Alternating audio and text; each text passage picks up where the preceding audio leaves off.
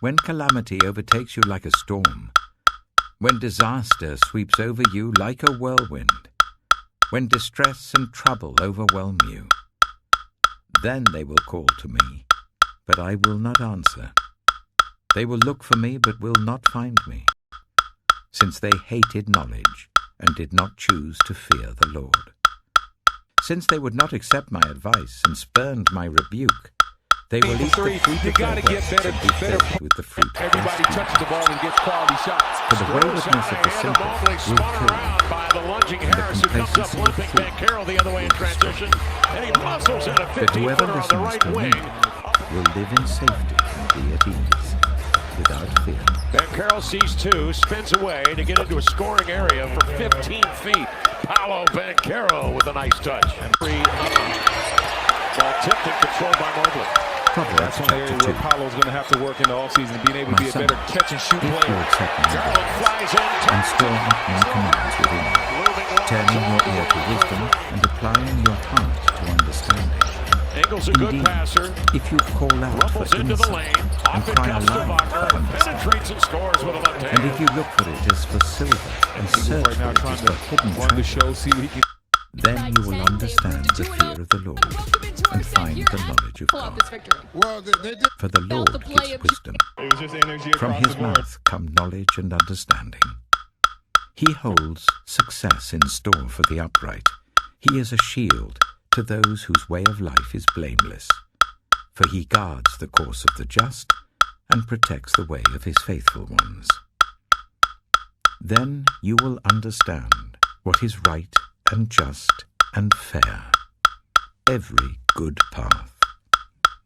For wisdom will enter your heart, and knowledge will be pleasant to your soul. Discretion will protect you, and understanding will guard you.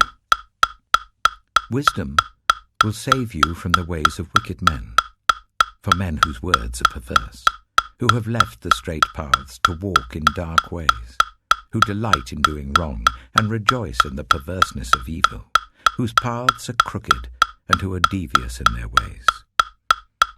Wisdom will save you also from the adulterous woman, from the wayward woman with her seductive words, who has left the partner of her youth and ignored won't you the stay for covenant the she made ride? before God. 'Cause all the views will be Surely her heart nice. is down to death, Land the stories I would and tell her our friends. heart We'll make you laugh is till the bitter. party ends. Won't you stay for the ride? Into on time. Let's turn this into 11. We'll make the jump to 7 heaven. Thus you will walk Shopping carts and tonic. Money's over drinking. Is this how mom said it would be? 'Cause if so, I've got sights to see. Strawberry living, impossible eyes. Looking for purpose and what I was running. Hope is the best, now I'm wasting my time. Can't let these chances get out of my life. Once again, I won't be seeing any living in the innocence. Watching all these stories, I listen to bodies again. Waiting for something to happen. I won't stay for the ride. 'Cause all the views are nice. Let's turn this into 11. And we can jump to 7 heaven. my son. Do not forget me, but keep my commands in your heart, for they will prolong your life many years and bring you peace and prosperity. Let love and faithfulness never leave you. Bind them around your neck. Write them on the tablets of your heart. Then you will win favor and a good name in the sight of God and man. Trust in the Lord with all your heart, and lean not on your own understanding. In all your ways submit to him, and he will make your paths straight. Do not be wise in your own eyes. Fear not, and shun. This will bring health to your body and nourishment to your bones. Honor the Lord your wealth with the first fruits of all your crops. Then your barns will be filled to overflowing, and your vats will brim over with wine. My son, do not despise the Lord's discipline, and do not resent it, because the Lord disciplines those he loves, as a father his son. Blessed are those who find wisdom, and those who gain understanding, for she is more profitable than silver, and yields better returns than gold. She is more precious than gold. Nothing you desire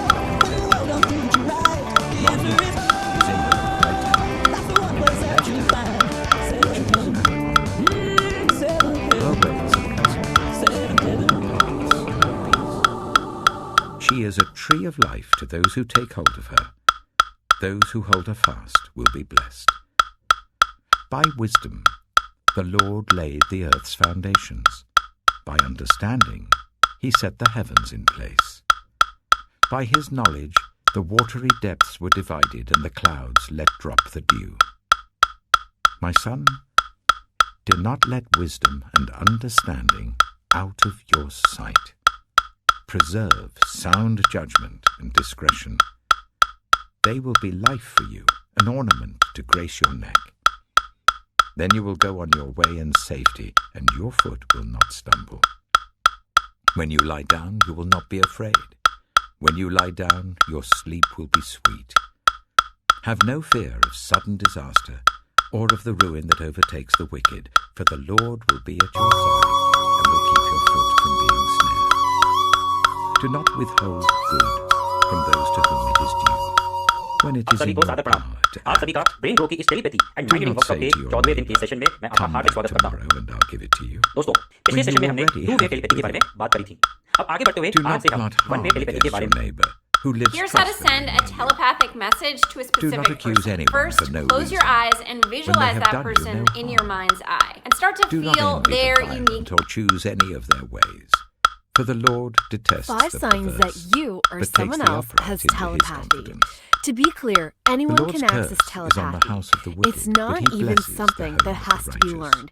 Just remember, mocks it is up proud to the person mockers, to tap into but this shows power, favor though. to the humble and Sometimes oppressed. years of consistent The and wise intentional inherit honor, practice. There are, but however, fools common signs get that you're only shame. fine-tuning your telepathy and becoming strong. Just remembered, it is up to the person to tap into this power, though.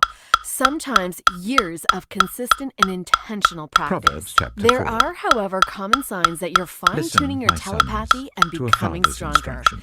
Number 1, Pay attention your and gain third eye is understanding. going nuts.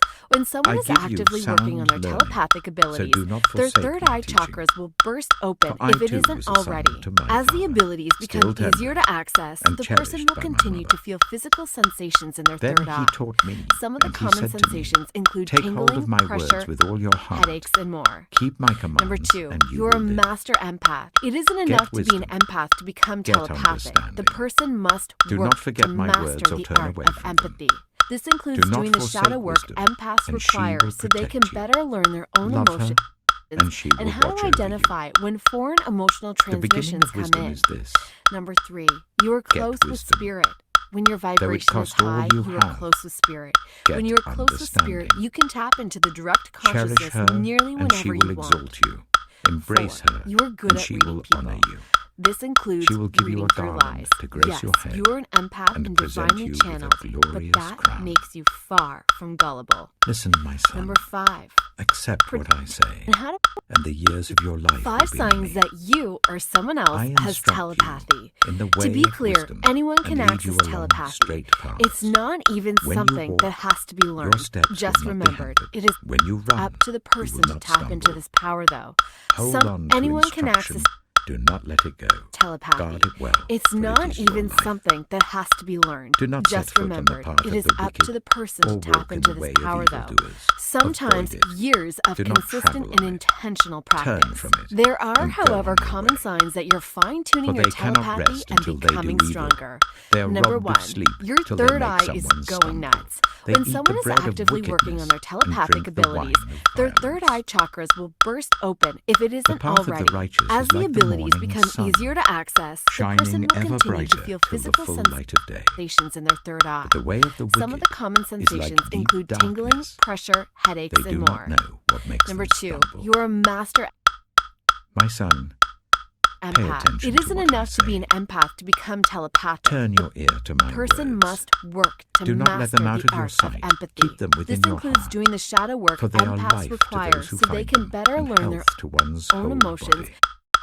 Above all else, guard your heart, for everything you do flows from it. Keep your mouth free of perversity. Keep corrupt talk far from your lips. Let your eyes look straight ahead. Fix your gaze directly before you. And how to identify when foreign emotional transmissions come in. Number 3, you are close with spirit. When your vibration is high, you are close with spirit. When you are close with spirit, you can tap into the direct consciousness nearly whenever you want. 4, you are good at reading people.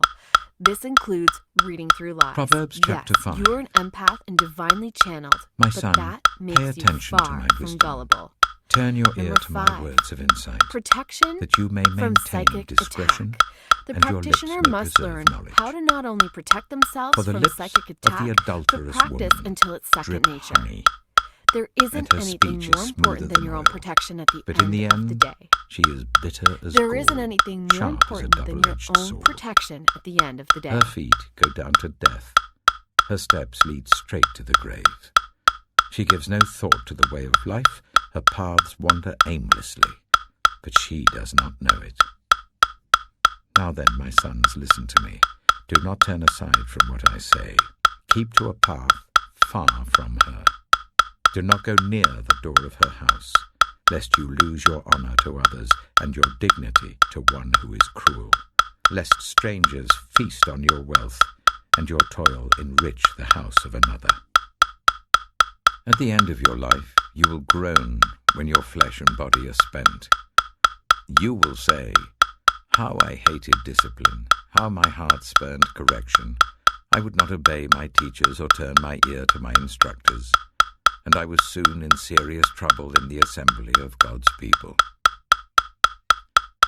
Drink water from your own cistern, running water from your own well. Should your springs overflow in the streets, your streams of water in the public squares, let them be yours alone, never to be shared with strangers. May your fountain be blessed, and may you rejoice in the wife of your youth. A loving doe, a graceful deer, may her breasts satisfy you always. May you ever be intoxicated with her love. Why, my son, be intoxicated with another man's wife? Why embrace the bosom of a wayward woman? For your ways are in full view of the Lord, and he examines all your paths. The evil deeds of the wicked ensnare them. The cords of their sins hold them fast. For lack of discipline they will die, led astray by their own great folly.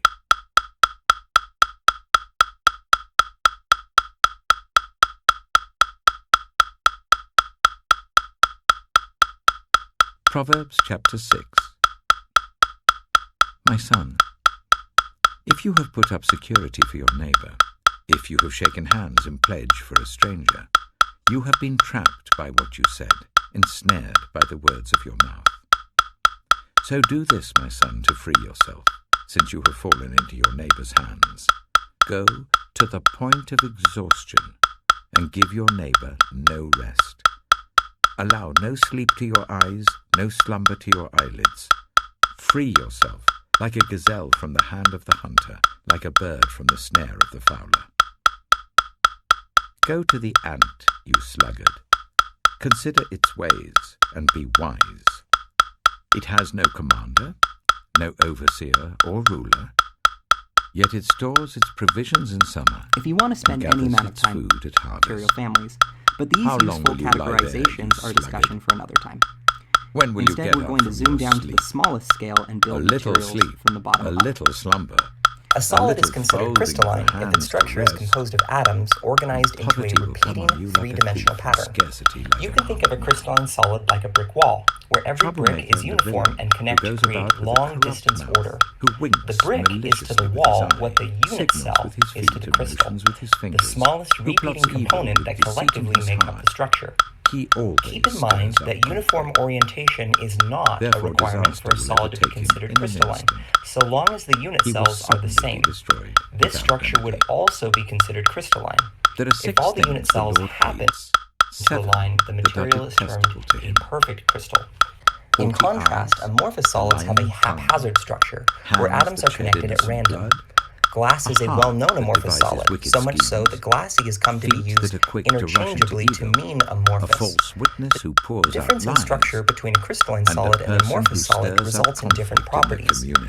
Even though silicon glass and quartz are composed of silicon dioxide, and if you have an identical quantity of each atom, they are not interchangeable.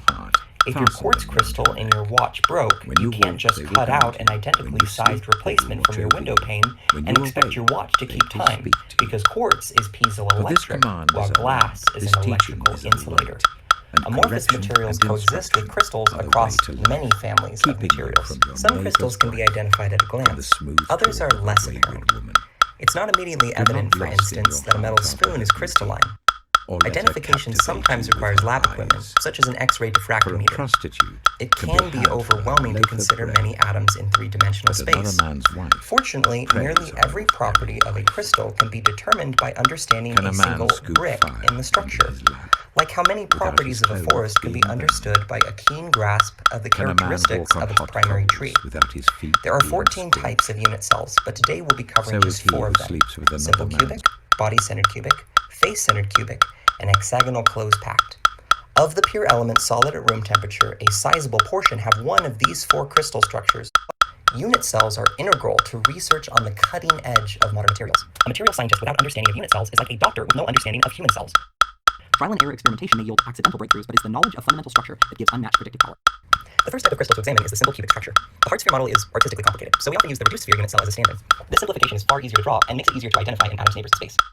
Thirdly, crystalline solids are called true solids, while amorphous solids are called pseudo-solids or supercooled liquids. Here, let me ask you, do you know that why crystalline solids are called true solids and amorphous solids are called pseudo-solids or supercooled liquids? Well, let me explain it. Crystalline solids are called true solids because... What gives crystals their shape? Why does this crystal look like this and this crystal look like this? Or this? What makes them have seemingly perfect-looking geometric shapes? This starts out by looking at their atomic structure. As the crystal grows, locations like these attract sulfur atoms, while lead will tend to... If you want to spend any amount of time studying materials, you'll need to get comfortable with solid. Three-dimensional pattern. You can think of a crystalline solid like a brick wall, where every brick is uniform and connect to create long-distance order. The brick is to the wall what the unit cell is to the crystal, the smallest repeating component that collectively make up the structure. Keep in mind that uniform orientation is not a requirement for a solid to be considered crystalline, so long as the unit cells are the same. This structure would also be considered crystalline. If all the unit cells happen to align, the material is termed a perfect crystal. In contrast, amorphous solids have a haphazard structure, where atoms are connected at random.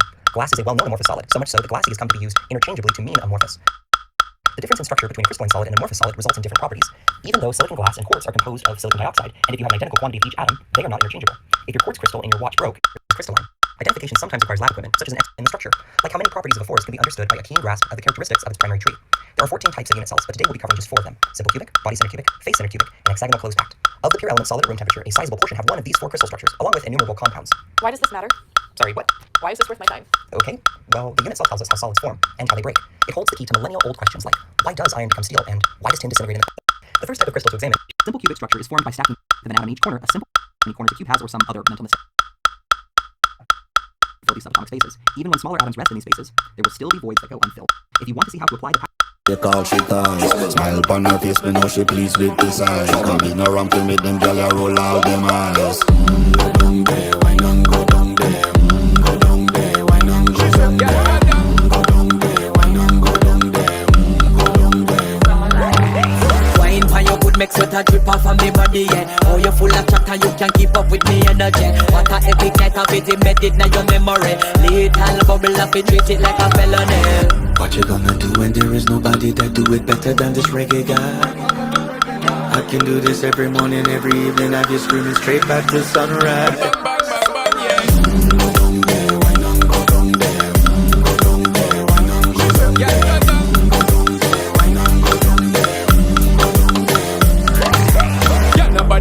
Just get in a the position and boss one. Never you forget this is your mission. If you take a girl, man, you have it in a condition and boss one. Take a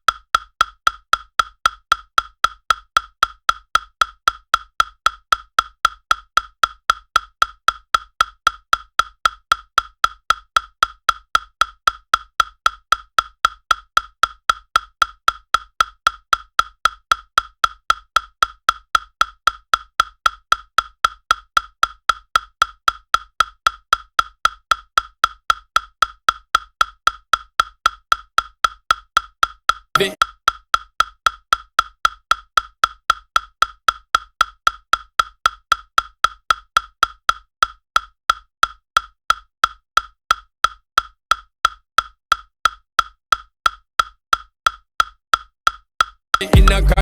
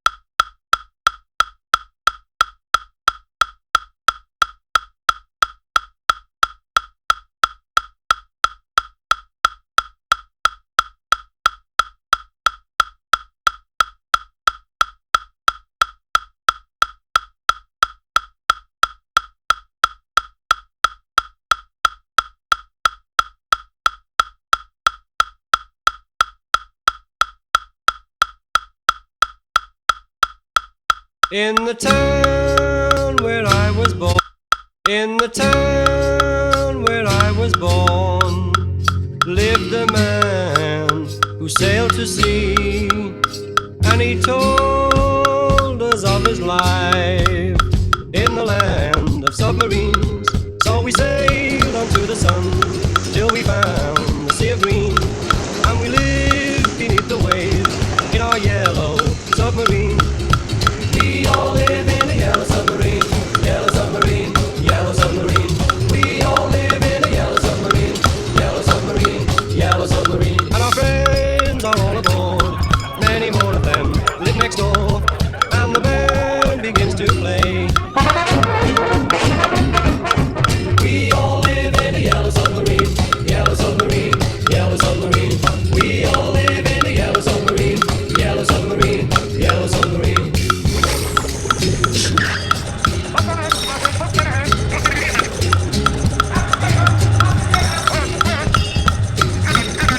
As we live a life of ease, every one of us has all we need. Sky of blue and sea of green in our yellow submarine. We all live in a yellow submarine, yellow submarine, yellow submarine. We all live in a yellow submarine, yellow submarine, yellow submarine. We all live in a yellow submarine, yellow submarine, yellow submarine. We all live in a yellow submarine, yellow submarine. In the town where I was born, lived a man who sailed to sea, and he told us of his life in the land of submarines. So we sailed onto the sun till we found the sea of green, and we lived beneath the waves in our yellow submarine. We all live in a yellow submarine, yellow submarine, yellow submarine. We all live in a yellow submarine, yellow submarine, yellow submarine. And our friends are all aboard, many more of them live next door, and the band begins to play. We all live in a yellow submarine, yellow submarine, yellow submarine. We all live in a yellow submarine, yellow submarine, yellow submarine.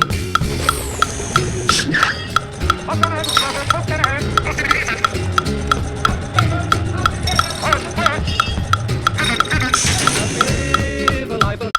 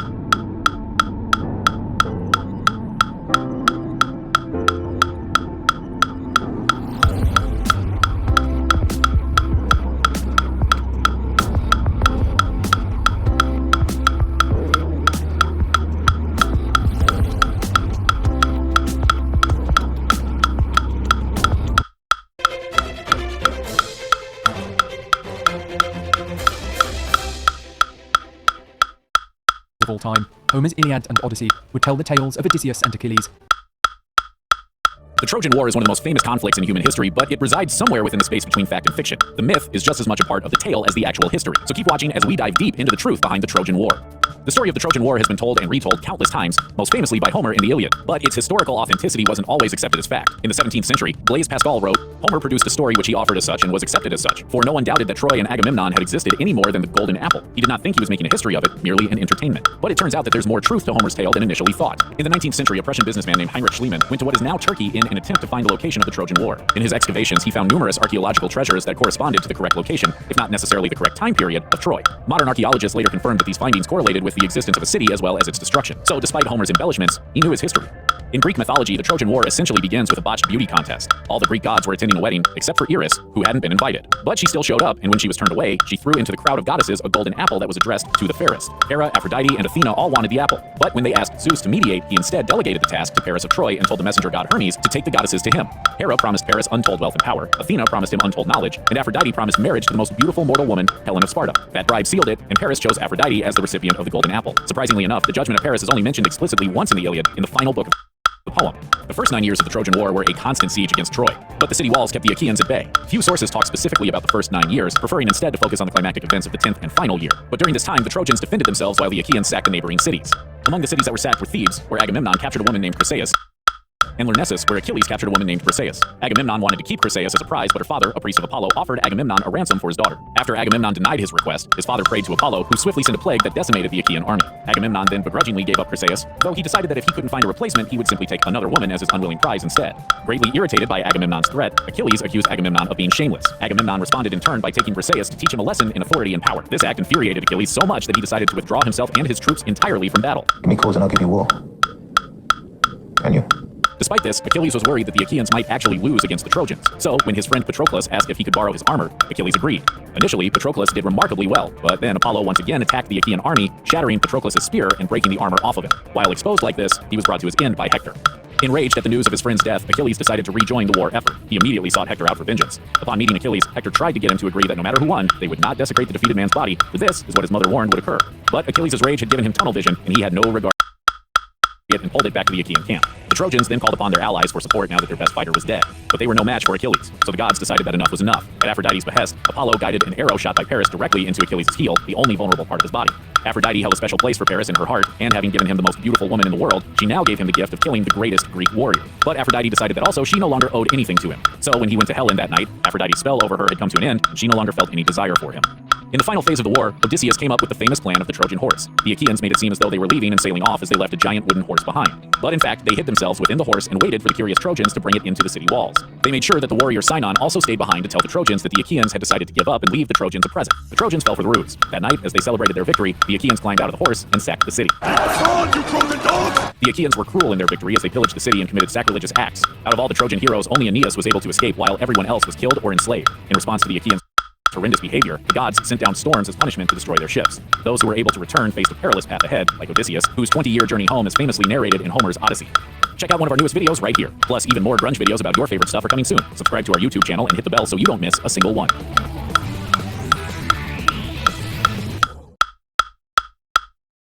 This channel is part of the History Hit Network. The city of Troy, where the affairs of men are said to have become entwined with the will of the gods. Troy, where the love between a man and a woman sparked a war that lasted for 10 years. Troy, where a wooden horse brought doom to a once great city. But how much truth lies behind one of the great epic tales of the ancient world? What really happened more than 3,000 years ago? Were the Trojan Wars ever really fought?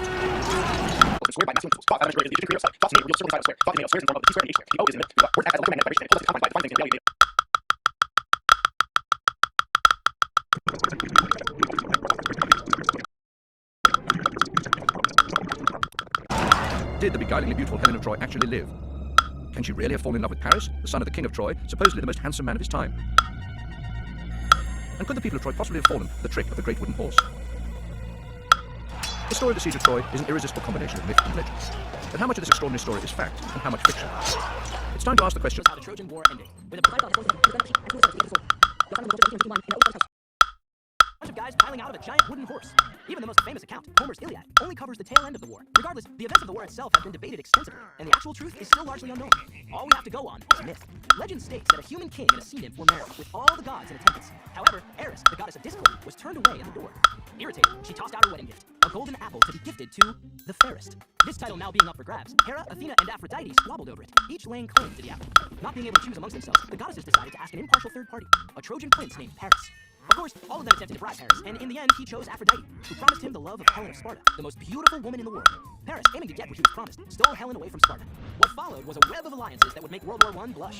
These allies included such all-stars as Odysseus, Agamemnon, Ajax, and Achilles. The conflict lasted a full decade, with Troy being placed under siege for the last 9 years. Odysseus, who just wanted to go home to his wife Penelope, decided to finally end it once and for all, using only his wits and a giant wooden horse.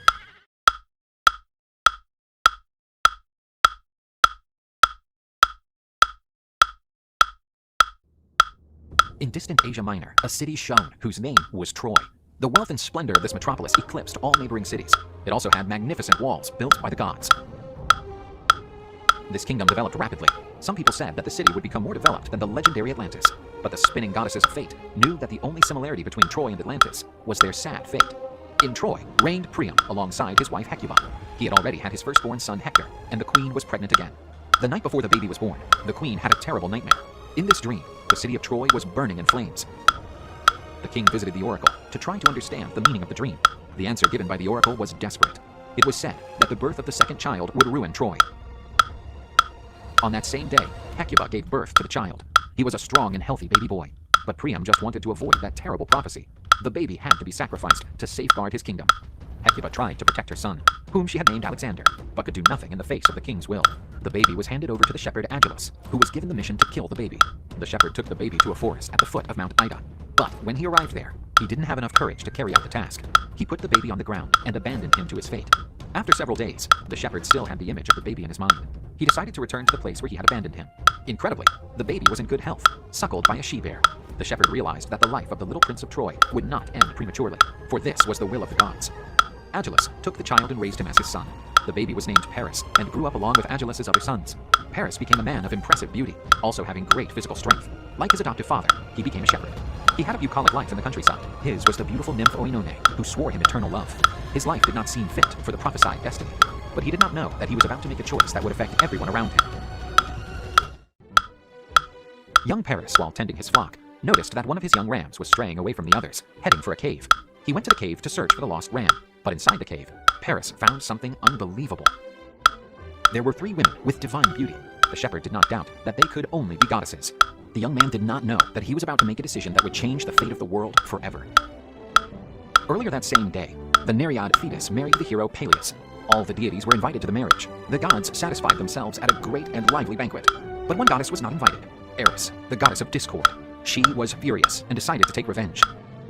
Sitting at the banquet table, Athena, the goddess of wisdom, Aphrodite, the goddess of love, and Hera, the queen of the gods, were chatting amiably. The goddess of discord flew over the banquet table and dropped a beautiful golden apple between the goddesses. On the beautiful bud was the inscription, "To the most beautiful." This apple would become known as the Apple of Discord. The 3 goddesses fought over the apple. After all, each considered herself the most beautiful among the goddesses. With his powerful roar, Zeus stopped the goddesses' dispute. He said that that attitude was not worthy of such important divinities. Zeus thought of a way to solve the standoff. He chose an impartial judge to elect the most beautiful of the goddesses. The Apple of Discord was given to Hermes, who would lead the goddesses to the judge. Of all the men in the world, the young shepherd Paris was chosen to settle the dispute. He was not the wisest, nor was he a great connoisseur of the concept of justice. But the Moirai, the women of destiny, had woven this future for him.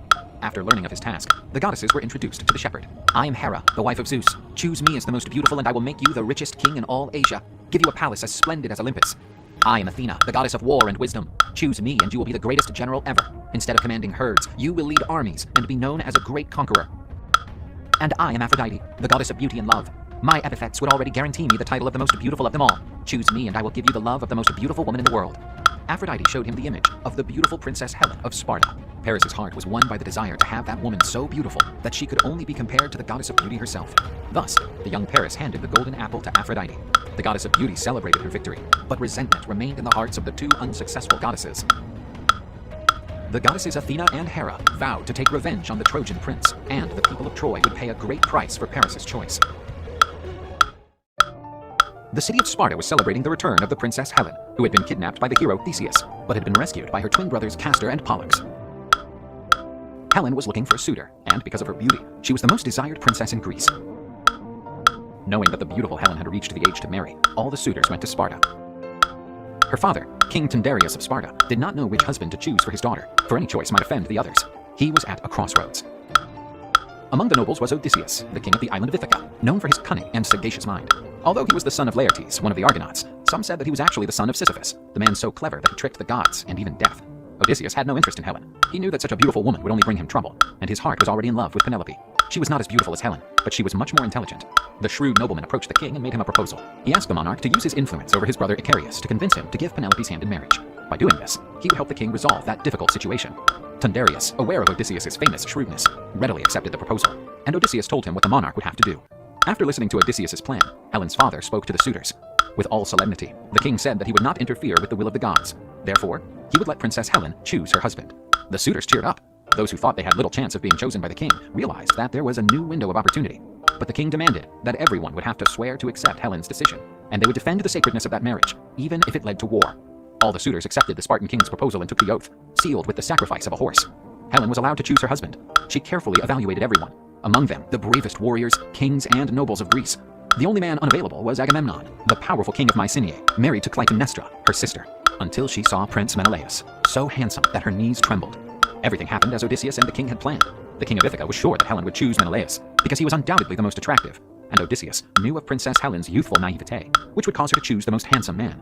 But the cunning king of Ithaca had a much more strategic vision in allowing Helen to choose her husband. Menelaus was not just any nobleman. He was the brother of Agamemnon, the most powerful king in all Greece. In this way, the other suitors would never attempt to enter a contest for Helen, for fear of the wrath of Menelaus and his powerful brother.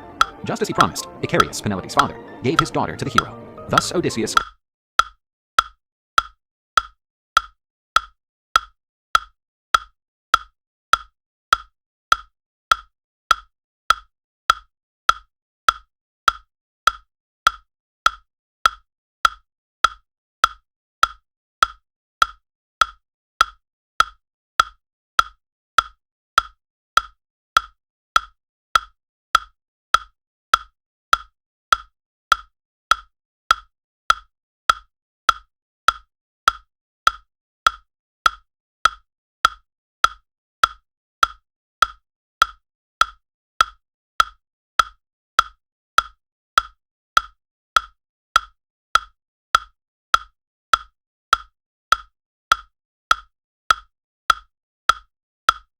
In one of the most prestigious kingdoms of Greece, a boy was born, the son of the king with his young and beautiful queen. However, the birth of the heir to the royal house was not something auspicious at all. In his visit to Apollo's temple, the king was told a prophecy in which the birth of his son would be the cause of his death and the ruin of his entire family. The king, convinced that something had to be done, persuaded the queen that, for the good of all, the child's life would have to meet its end. The baby is delivered to a servant of the king, who would have to take the infant to Mount Cithaeron. The boy had his feet pierced, and a rope passed through them. The boy had to be hung on a tree by his feet, allowing the beasts to do whatever they wanted with him. However, the servant could not leave the poor child in that place, and handed him to an unknown shepherd who was passing by with his cattle. The shepherd untied the child's feet and treated his wounds. He baptized the baby as Oedipus, which meant the one with swollen feet. The shepherd, in turn, was extremely poor, and since he did not have conditions to raise the child, decided he took him to the king of Corinth. Polybus and his wife had no children, and therefore decided to adopt Oedipus as their own son. Oedipus grew, and he was beautiful, strong, and deeply astute, and he lived happily as the crown prince of Corinth. However, during a celebration, one of the noblemen insulted Oedipus, saying that he was not worthy to be the heir to the throne of Corinth, since he was a foreigner. Oedipus questioned King Polybus, wanting to know the truth, but the latter told him not to mind the words of a drunk. Oedipus, unhappy with the king's response, decided to find the truth in the Oracle of Delphi. Despite the insistence, the oracle refused to answer his questions, but prophesied a terrible future for the young boy. You shall kill your own father, marry your mother, and leave a shameful descent. Oedipus was dismayed by such a dreadful prophecy and decided to leave Corinth to avoid killing his beloved father and taking his mother as a wife. The young man, disheartened, wandered through the roads of Greece until, at a crossroads, he met a gentleman in a wagon, accompanied by his servants. The road was narrow, and one of the servants threw Oedipus off the road to allow the passage of his lord's cart. The young prince, outraged, hit the servant with his cane. The lord and his servants grabbed their weapons and advanced against Oedipus. Oedipus was surrounded by aggressors, but his strength, agility, and youth allowed the youngster to defeat all his opponents. The lord and his servants were dead. Only one of the servants managed to escape. Oedipus, victorious, felt a strong sense of power after winning a battle against several opponents. The Prince of Corinth continued to wander through Greece when he was faced with the news that a terrible monster was terrorizing the region of the Kingdom of Thebes. Oedipus, feeling empowered after his recent victory, went to Thebes to confront the fearsome Sphinx and add his name to the pantheon of heroes. Oedipus, Prince of Corinth, had abandoned his kingdom after hearing from the Oracle of Delphi the prophecy in which he would be responsible for the death of his father, while also marrying his mother. In the name of the love for his parents, he left Corinth and began to wander aimlessly through Greece. In his wanderings, Oedipus heard rumors that a monster was devastating the city of Thebes. The creature was known by the name of Sphinx. It was a winged monster.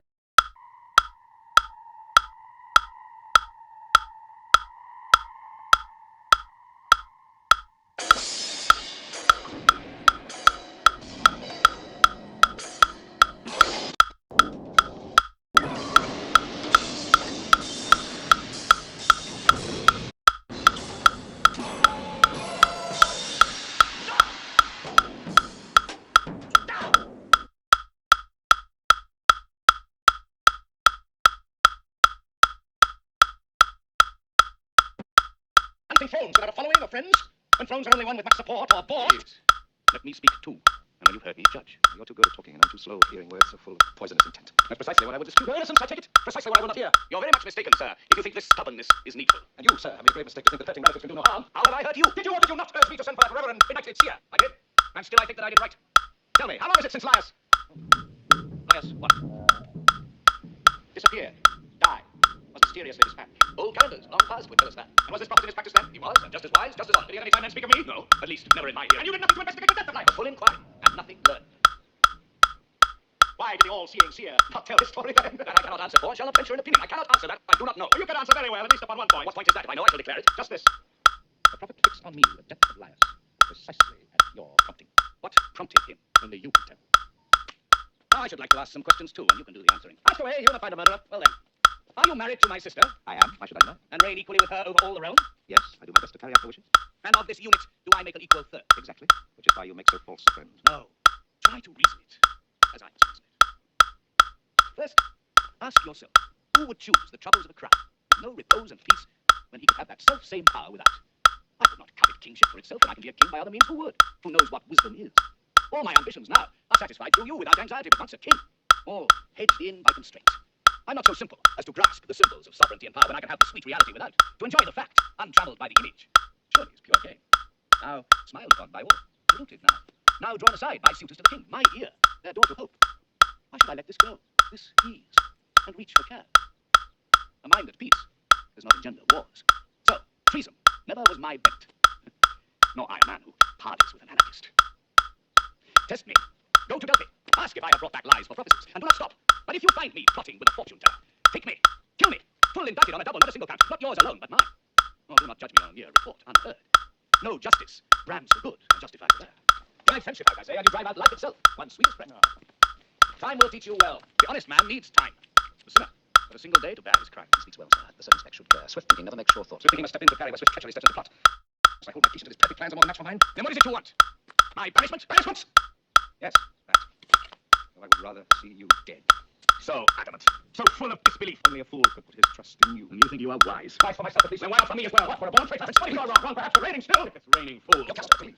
My authority. My city too. You must compose your house. Charge, you most misguided man. Shame your shouting to each other. How can you wrangle over private wrongs which thieves our city in her agony? Come back home, sir, you. Free on you, into your house. Stop turning petty grievances into public scandal. Grievances, my sister? Oedipus, your husband, means to do me devilish harm with choice of dooms. Exile from my father's land or death. Yes, my wife, but plotting against my very person. May the gods curse me if I be guilty in the smallest part of what you charge. In God's name, listen, Oedipus, listen! He's made an oath to heaven for me and for us all. Believe a king. Believe. Be willing to be wise. Believe. What? You'd have me yield? You never totalized before. It's war. Time. You know for what you plead. We know. Explain. Do not impeach a friend or lead him to disgrace. His oath annulled upon a word. Come to this. My banishment or death referred to what you want for him? No. By Helios, no. God of the final sun, pour gladless death upon me. Godless, friendless, if that be in my mind. The dying land destroys me. Discord, heat on sadness, now to see you and him combine in madness. Let him go! Even if I go abundantly to die, or flung from here in exile. Yours, not his, the cry that breaks me. He, the sins, hated. Yes, how you hate, even in your yielding. The passion spent, remorse will follow.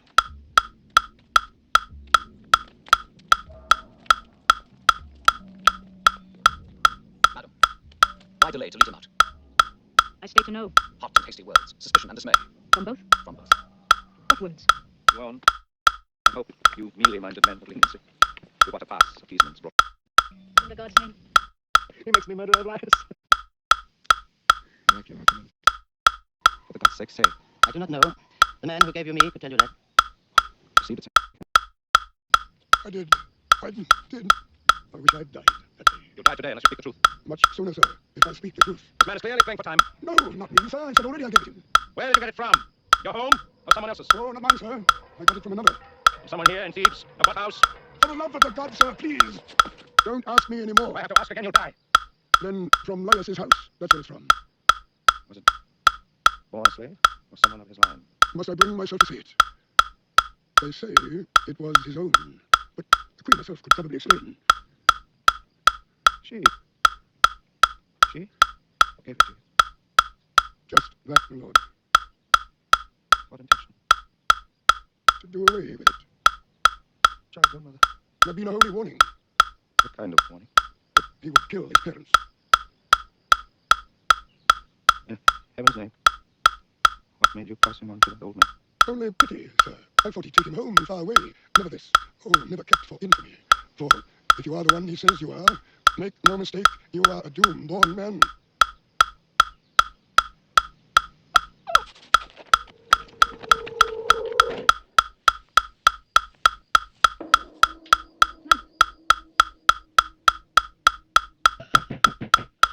Thrice wicked men!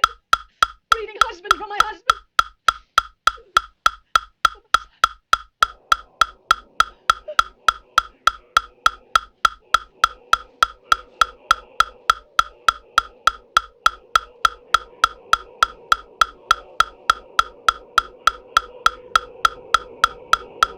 Oh, the generations of man. His life is vanity and nothingness. Is there one who more than tastes of, thinks of happiness, which in the thinking vanishes? Yours the text, yours the spell. I see it in you, Oedipus. Man's pattern of unblessedness. You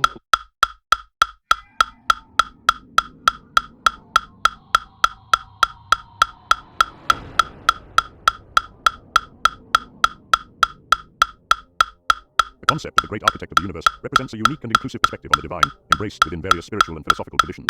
Predominantly discussed by Christian theologians and apologists, this conception...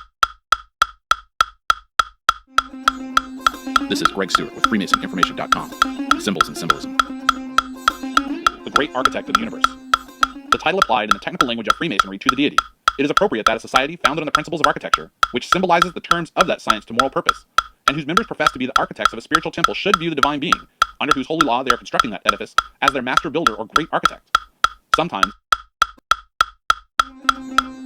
This is Greg Stewart with FreemasonInformation.com. Symbols and Symbolism. The great architect of the universe. The title applied in the technical language of Freemasonry to the deity. It is appropriate that a society founded on the principles of architecture, which symbolizes the terms of that science to moral purpose, and whose members profess to be the architects of a spiritual temple, should view the divine being, under whose holy law they are constructing that edifice, as their master builder or great architect. Sometimes, but less correctly, the title Grand Architect of the Universe is found.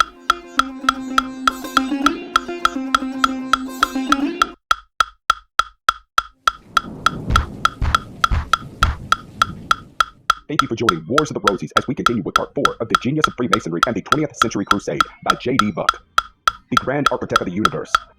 The concept of the builder is basic and everywhere manifest in Freemasonry. Hiram, the master builder, who drew the plans of the temple and day by day placed the designs of the trestle board, is taken as a human symbol of the designer and creator of the cosmos. The relation of Hiram to the temple symbolizes the relation of the great architect of the universe to the universe itself. In the building of the temple, the work of construction fell to the entered apprentices and fellow crafts. When the temple was completed, these also were to become masters and receive the word. The progressive science of human life and the natural, orderly, and progressive relation of man to God were thus involved and ingrained without dogmatizing or theology.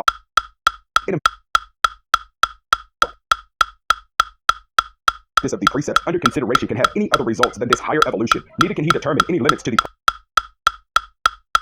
if murdered by villain or by priest.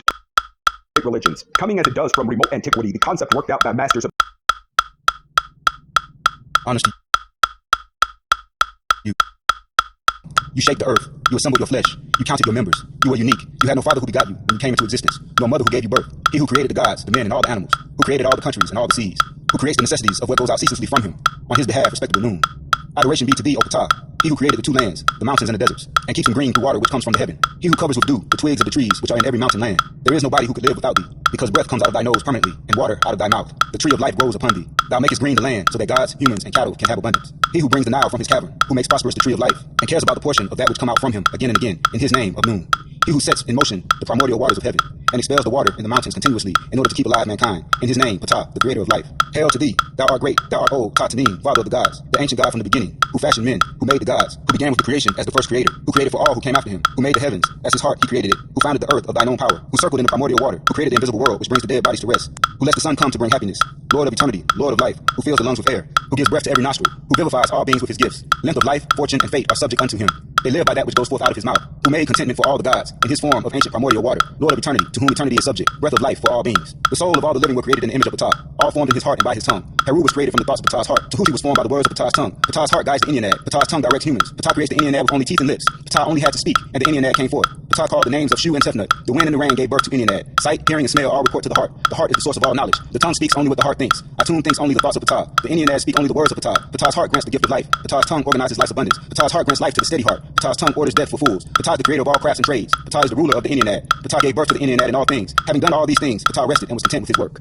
Ptah, he who lifts the heavens with his hands, he who hears and listens, father of beginnings, creator of the eggs of the sun and the moon, father of father, power of powers, father of the gods, he who is under his moringa tree, creator of crafts, lord of magic, lord of the two lands, lord of life, lord of truth and righteousness, lord of eternity, lord of darkness, greatest of the master craftsmen, master of ceremonies, the greatest master builder, grand architect of the universe.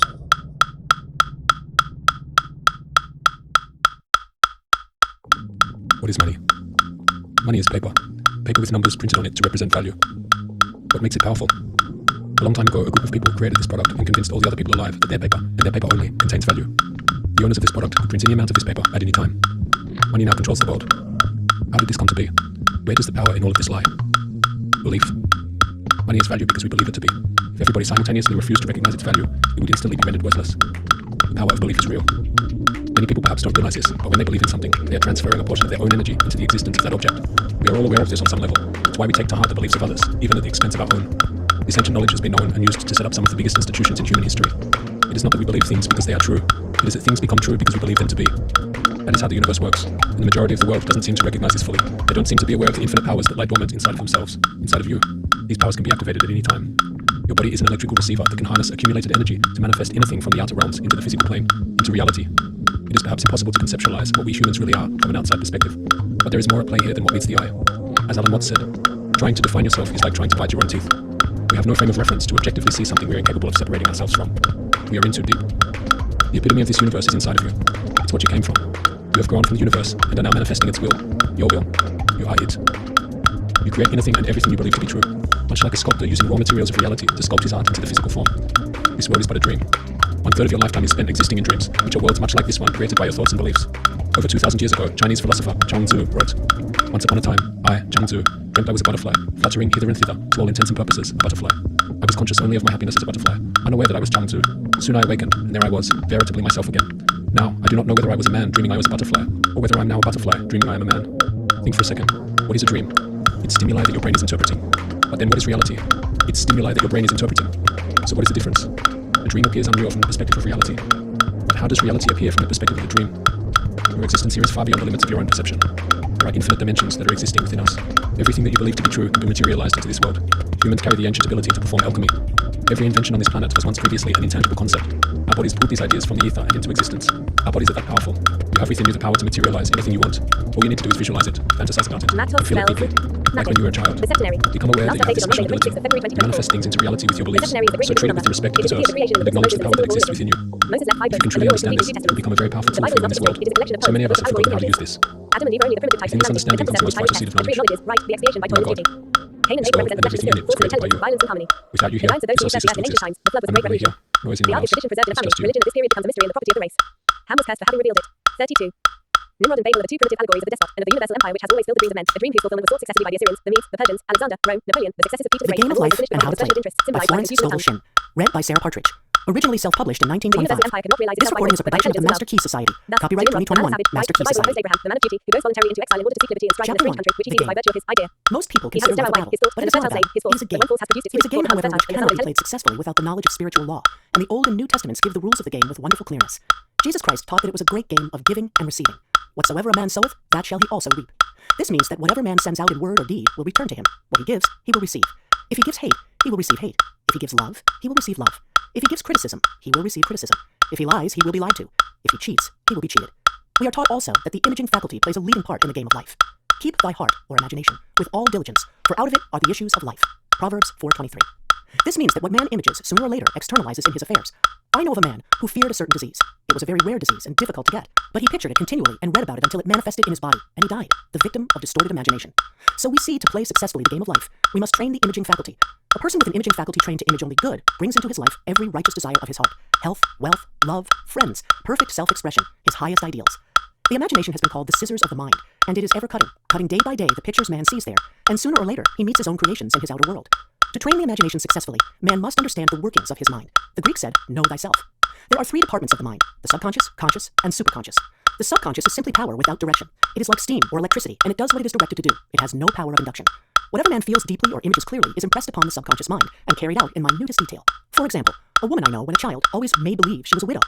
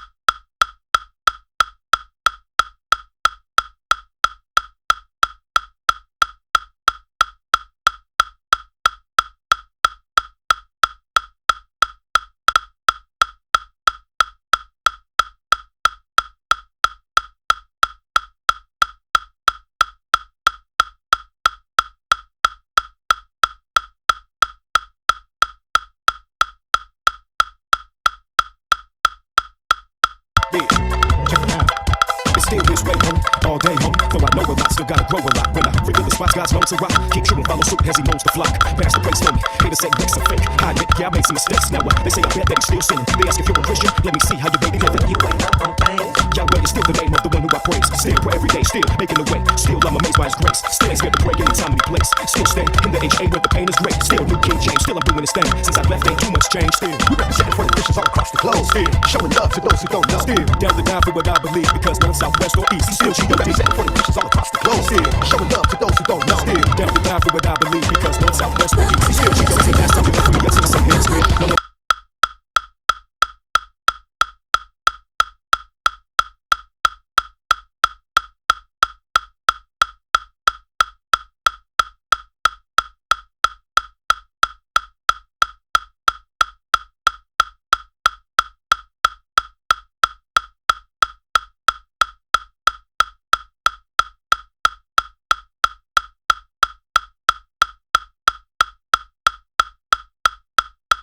Blaine from Current Automotive here, and over 100,000 of them have been sold, but we didn't get here in the States until 2017. And I'm going to take a look at what I think makes this car so popular.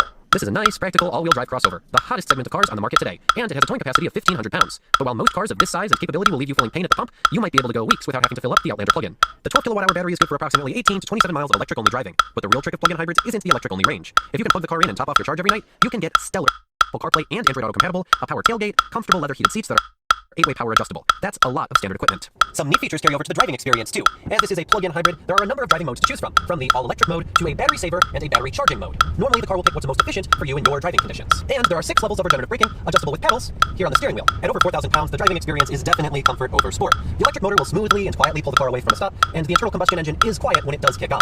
Road and wind noise is minimal, and the ride is actually pretty great. You really only notice the harshest of bumps on our crummy Illinois roads. Now, I do have to warn you, if you don't have a place to plug this car in regularly, you won't be able to take advantage of its great fuel economy. While it may get 74 mpg equivalent as a hybrid, it only gets 25 mpg on gas only. But if you can plug it in regularly, it offers a pretty great value, giving you a comfy and practical all-wheel drive crossover with outstanding standard features and great fuel economy. Check the link above if you want to learn more about this specific one-owner car.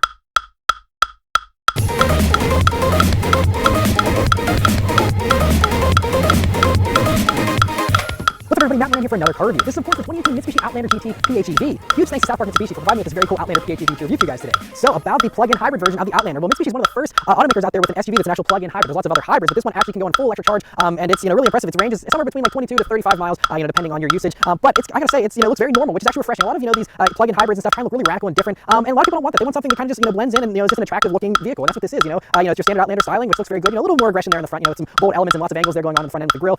Good-looking headlights there. But really, other than that, and then you have these badges here that say plug-in hybrid EV. That and then the fact that there are 2 fuel doors are the only giveaways that this is a plug-in hybrid. Otherwise, it looks like any other Outlander. But it is cool. So on the driver's side, you have your normal fuel door. And on the passenger side, there you have your 2 different charging ports. One for your standard plug, and then one for the DC fast charging, which this has, which is also very impressive. I'll get into more of the battery performance whenever I start driving it. But otherwise, in the back there, it looks very good as well. I like the taillights there, and just from every angle, it's a very nice, good-sized SUV. That fits in with all the rest out there. It's not too bold, not too bland. I think it's just a really good-looking SUV. Right for the interior of the 2018 Mitsubishi Outlander PHEV. Well, it's a really nice place to be. And again, it's refreshingly normal for the most part. It's not anything crazy. It's a plug-in hybrid. It's very normal, just like any other Outlander for the most part. Anyway, the first things first, sitting down in these seats, really nice leather seats here that you get both in the GT and in the standard Outlander PHEV. And they really feel pretty good. A good amount of softness to them. Not the softest leather seats, but really nice. I love the contrast stitching, a little bit of detailing you have there with the gray accents. These are very nice-looking seats, and like I said, very comfortable as well. And to add to that comfort, they're also heated, of course. Next, the steering wheel in the Outlander PHEV, which is very nice again. Really nice leather-wrapped steering wheel, has a nice thickness to it too. Nice 9-3 grip, nice 10-2 notches. You have a decent amount of buttons here on it, but nothing too overwhelming. You even have a button to turn on your backup camera from the steering wheel, which is the first time I've seen that in a vehicle. But anyway, you have a little bit of stitching here on the airbag cover, which is really nice. And if you're a performance enthusiast, you'll also notice there are paddle shifters, but they're not shifters here. They're just paddles that actually control the regenerative braking and how aggressively it regeneratively brakes. So that whenever you're deaccelerating, once you take your foot off the gas, you can have this either mild or aggressive, so they can almost stop the car without you using the brake pedal, which is a very cool thing. But that's what these do. But they are so nice feelings. I think they're straight out of the Evo. Just nice,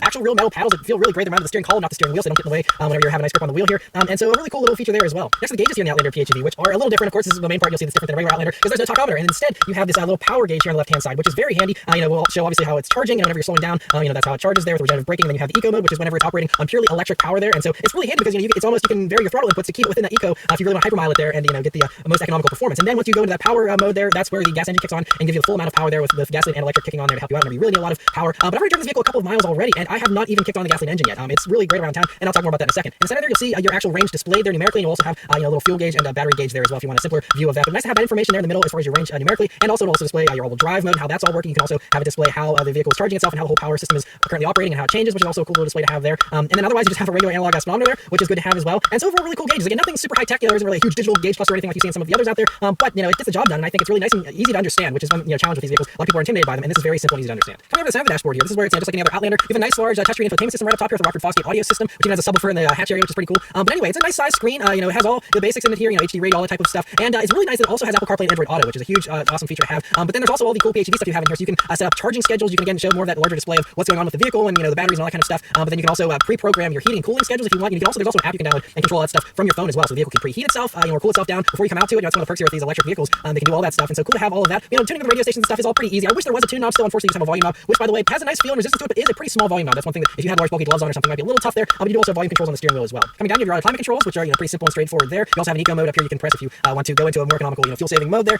But coming down, you also have a few buttons. You can also slot for your key, but you'll see heated steering wheel controls there, and also your safety info. You can turn that on and off as far as blind spot monitoring and stuff. Anyway, coming down to the shifter area here, you'll see this very cool metal Outlander PHEV. Lots of really nice metal materials here in this vehicle. But anyway, that's your shifter. You'll see the park button behind it. You also have 2 little buttons here for charging and saving battery power. So if you want to specifically charge the battery, you hit that button. If you want to save the battery power and only use the gasoline engine, you can hit the other one. Again, very simple and straightforward. You have a button here to lock your four-wheel drive system. This has Mitsubishi has a really intelligent all-wheel drive system, and this uses the 2 different motors, which again I'll talk more about whenever we're driving. But so that's how you toggle that. And then you have a button here for full EV mode if you want to force it to stay in only electric mode and not kick on that gasoline engine. That will do that for you. And then you have heated seat controls and parking brake. And so overall, just a really nice little area here. The trim and everything, by the way, also is very solid. It feels well built, nice looking and feeling materials here. And so Mitsubishi I think has really stepped up their game recently, and this interior feels every bit worth its price. As far as storage space in the Outlander PHEV, it's really good. So first thing, the doors here, you have a large map pocket with a bottle holder, which is good to see. Coming over to the center here, I guess you have that little slot for your key, and then you also have your 2 cup holders here, which have a nice little cover over them. Another thing that feels really nice is the center armrest, which is super soft, really great for resting your elbow on there, more contrast stitching. And anyway, you open that up and you'll see a little tray here in the top. You can rest your cell phone, something like that in there. And then you can take that out or slide it forwards and backwards. You'll see a nice large deep cubby. Lots of great usable space in there. You'll also find your 2 USB jacks, a power outlet in there as well. That's the only drawback is all your USB jacks are in the center armrest. There's nothing up front here, which is a little bit unfortunate, but not the end of the world. Like I said, you got 2 of them in here, which is good to have all that. Backseat space in the Outlander PHEV is really great. So you only have a second row here. Normally a third row is standard in Outlanders, but because of the PHEV aspect, you lose that third row. But a lot of people didn't use the third row anyway. It wasn't super spacious to begin with. So anyway, you just have a really nicely sized second row there. Very comfortable seats and tons of legroom. I have easily probably about 6 inches of legroom to spare. Very spacious. The only little compromise you can tell for the PHEV version is that the floor comes up like an extra inch, but you can hardly even notice that. It doesn't have any effect on legroom or anything. Your feet are just up an inch higher. That's all, which is a totally great compromise. If you have to make a compromise. And then so in the doors there, you have 2 bottle holders there for the back. And then there's also a fold down center armrest, which has 2 cup holders in it. And in the forward-looking part there of the rear seat, you also see a standard power outlet as well, which is great. And also those rear seats recline too, so you can have them a little more upright or recline them back. So really nice and comfortable for a rear seat there. And so really well done job there. Trunk space in the Outlander PHEV is really pretty good. So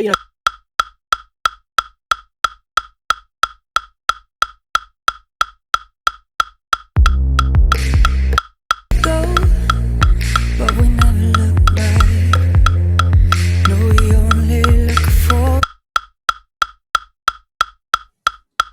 Hey you guys, it's Matt Frazier, the Psychic Medium, and I am live right now. So come on